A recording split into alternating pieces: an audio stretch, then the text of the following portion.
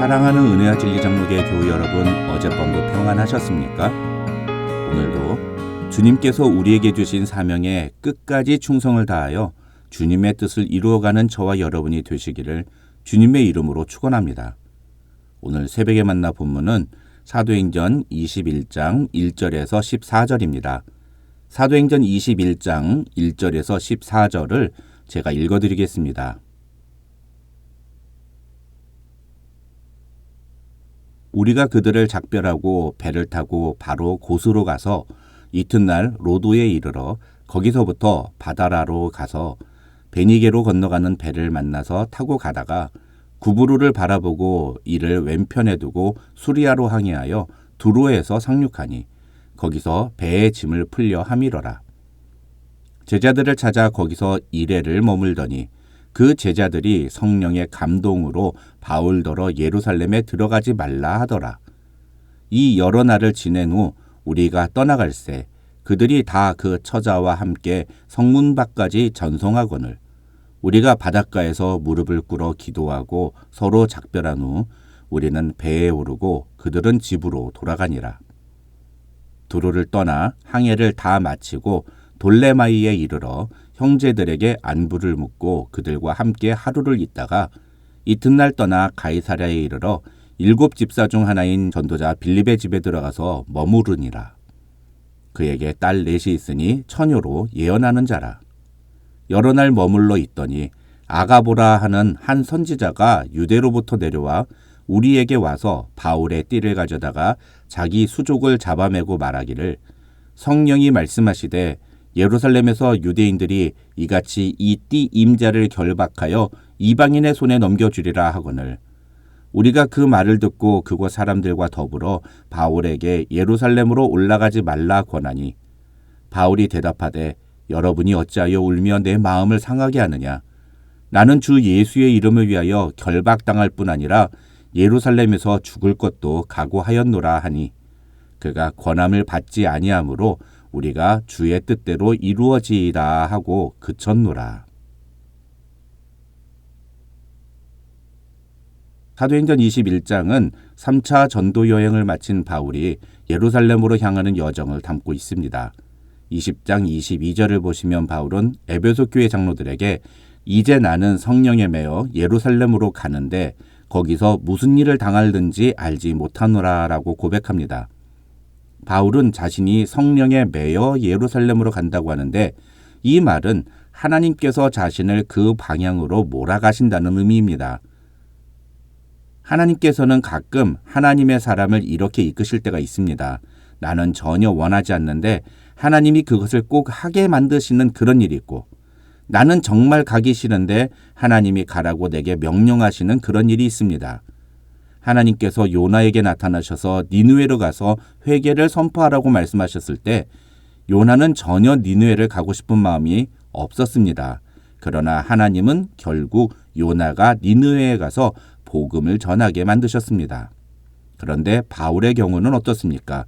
20장 23절을 보면 바울은 자신에게 예루살렘으로 가라는 성령님의 뜻을 깨달음과 동시에 예루살렘에 가면 자신이 큰 고난을 받게 될 것이라는 것을 알았습니다.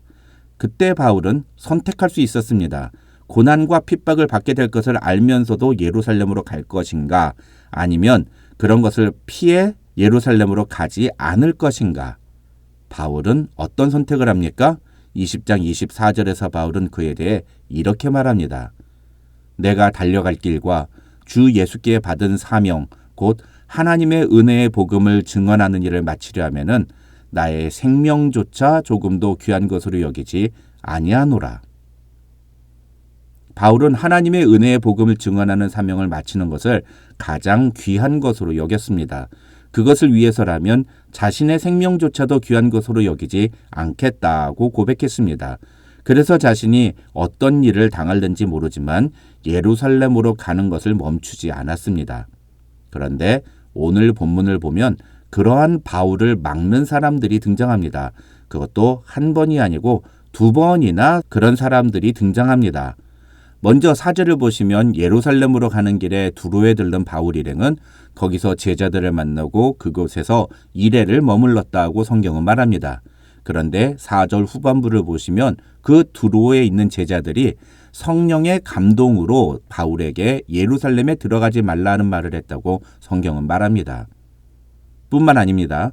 두로를 떠나 가이사랴에 도착한 바울은 거기서 전도자 빌립의 집에 머뭅니다. 그때 아가보라 하는 한 선지자가 유대에서부터 와서 바울의 벨트를 들고서는 성령께서 말씀하시기를 이 벨트의 주인이 예루살렘에서 결박당하여 이방인의 손에 넘겨질 것이다 라고 말씀하셨다는 말을 합니다.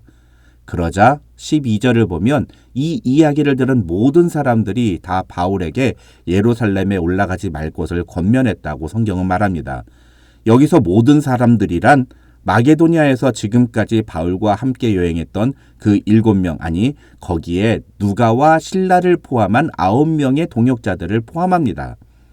13절에서 바울이 여러분이 어찌하여 울며 내 마음을 상하게 하느냐고 말하고 있는 것으로 봐서 이들은 모두 다 바울이 예루살렘으로 가는 것을 막기 위해 정말 간절하게 조언하고 또 눈물로 설득했던 것 같습니다.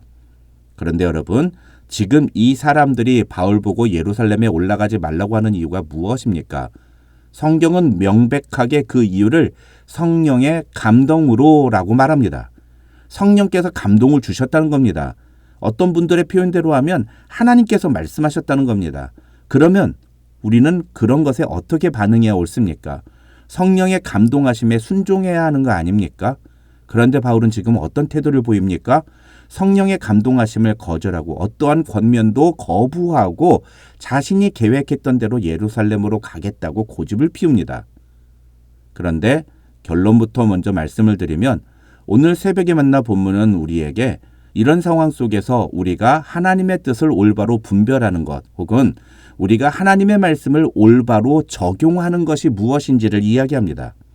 도대체 무엇이 하나님의 뜻이고 무엇이 인간의 뜻인지 구분할 수 없을 때 어떤 기준과 근거를 가지고 선택하고 적용해야 하나님의 뜻을 따라 바르게 순종하는 것인지를 오늘 본문은 우리에게 보여줍니다. 사실 오늘 본문에는 2번이나 성령의 감동 혹은 성령이 말씀하셨다는 표현이 기록되어 있습니다. 그런데 여러분, 그 성령께서 사람들을 감동시키시고 아가보에게 말씀하신 내용이 무엇이었습니까? 그것은 바울이 예루살렘으로 가지 말라는 것이 아니었습니다. 성령께서 사람들에게 감동을 주시고 아가보에게 직접 말씀을 하셨던 것은 바울이 예루살렘으로 들어가면 체포돼서 핍박을 받게 될 것이라는 것이었습니다. 중요한 것은 이 내용을 성령께서 바울에게도 말씀하셨다는 것입니다. 그 내용이 20장 23절에 나옵니다. 그런데 여기서 중요한 것은 하나님은 바울이 예루살렘으로 가는 것을 막지 않으셨습니다. 성령님은 바울이 예루살렘에 들어가면 어떤 일을 겪게 될지에 대해서 말씀하셨지 예루살렘으로 가지 말라고 말씀하지 않으셨습니다. 바울이 예루살렘으로 들어가서 체포를 당하고 이방인에게 넘겨지게 되는 것이 하나님의 뜻이었습니다. 그런데 성령의 감동으로 그런 사실을 깨달은 다른 사람들의 반응은 무엇입니까? 그러니까 바울 보고 예루살렘으로 가지 말라고 말합니다. 반면에 바울은 어떻게 반응합니까? 그럼에도 불구하고 나는 예루살렘으로 가겠다고 말합니다. 그래서 오늘 본문 13절에서 바울은 이렇게 이야기합니다. 여러분이 어찌하여 울며 내 마음을 상하게 하느냐? 나는 주 예수의 이름을 위하여 결박당할 뿐 아니라 예루살렘에서 죽을 것도 각오하였노라. 사람들이 바울에게 예루살렘으로 가지 말라고 이야기했던 것은 선한 의도에서 한 것이었습니다. 그런데 바울은 자신은 죽을 것도 각오했다면서 끝끝내 예루살렘으로 가겠다고 고집합니다. 겉으로 보면 주변 사람들이 자신을 위해 조언해 주는데도 바울이 끝끝내 고집을 피우는 것은 옳지 않은 태도처럼 보입니다. 하지만 이 장면에서 우리는 누가 진짜 하나님의 뜻대로 순종하며 사는 사람인지를 분별해야 합니다. 그것은 자신이 뻔히 예루살렘으로 가면 어떤 일을 겪을지를 알고 있으면서도 그 길을 향해 나아가는, 그것이 하나님의 뜻이라면 그 길을 기꺼이 감당하겠다고 겸손히 순종하는 바울의 모습입니다. 결론적으로 오늘 본문에 나오는 등장인물들과 바울 사이의 가장 큰 차이는 무엇입니까? 그것은 무엇에 초점을 맞추느냐, 다른 말로 그 사람은 무엇을 위해서 그런 말을 하고 그런 행동을 하느냐입니다. 바울은 자신에게 결박과 환난이 기다린다는 말씀을 듣고 앞으로 고난을 준비하라고 이런 말씀을 주시는구나 라고 받아들입니다. 그러니까 바울은 죽음을 각오하고 하나님께서 자신에게 주신 사명을 따르는 삶을 살겠다고 결심합니다. 바울의 기준은 철저히 하나님의 뜻입니다. 하나님의 말씀입니다.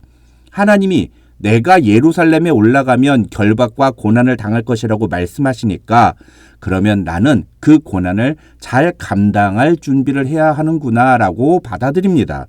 하지만 바울을 말린 사람들은 그렇다면 바울이 예루살렘에 올라가지 말라고 말려야겠구나 라고 적용합니다.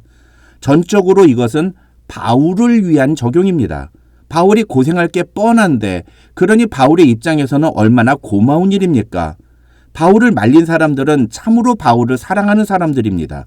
그러나 그들의 초점은 분명히 하나님이 아니라 바울에게 맞춰져 있다고 말해야 합니다. 올바른 적용은 철저히 하나님에게로 초점을 맞춰야 합니다. 성경 말씀을 나를 위해 내 입장에서 적용하는 것이 아니라 하나님의 말씀이 기준이 되어서 내가 무엇을 바꾸고 내가 어떻게 변해야 하는지를 생각하는 것이 올바른 성경의 적용입니다. 그런데 여간에서는 그런 모습을 보이기가 쉽지가 않습니다. 왜냐하면 인간은 누구나 다 자기중심적으로 생각하고 판단하기 때문입니다. 그래서 우리는 말씀이 나에게 요구하시는 대로 순종하려고 적용하려는 태도를 연습해야 합니다. 우리는 너무 쉽게 하나님의 뜻을 이루며 살고 싶다고 말하지만 아주 작은 부분에 있어서도 하나님이 아닌 나를 중심으로 판단하고 적용한다면 하나님의 뜻대로 살겠다는 우리의 말은 헛된 거짓말에 불과할 것입니다. 저와 여러분 모두 하나님의 뜻에 순종하며 하나님의 뜻을 이루기 위해서 무엇이 나에게 유리하고 나를 위한 것인가가 아니라 무엇이 하나님이 원하시는 일인가를 먼저 생각하는 하나님의 사람들이 되시기를 주님의 이름으로 축원합니다.